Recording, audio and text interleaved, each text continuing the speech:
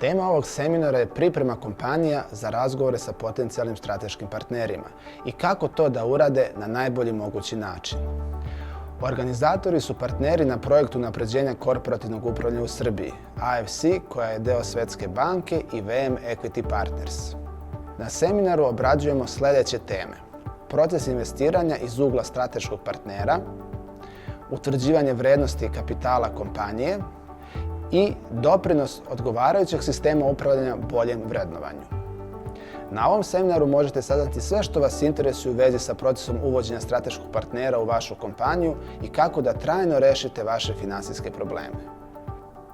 Dobar dan, ja sam Nedeljko Grubeša, direktor sam i vlasnik kompanije Radijator AD.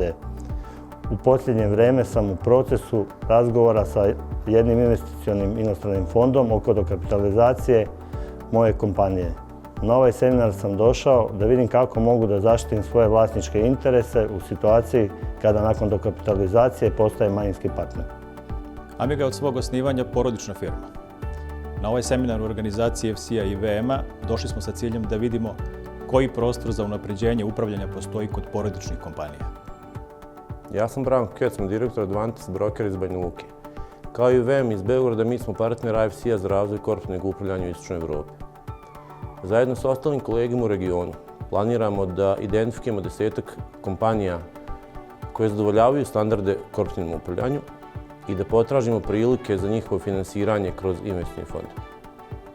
Ukoliko vaša kompanija traži partnera za dokapitalizaciju, finansijskog ili strateškog, ovaj seminar vam može pomoći da se adekvatno pripremite i da ceo proces traje što kraće i da bude sa pozitivnim ishodom.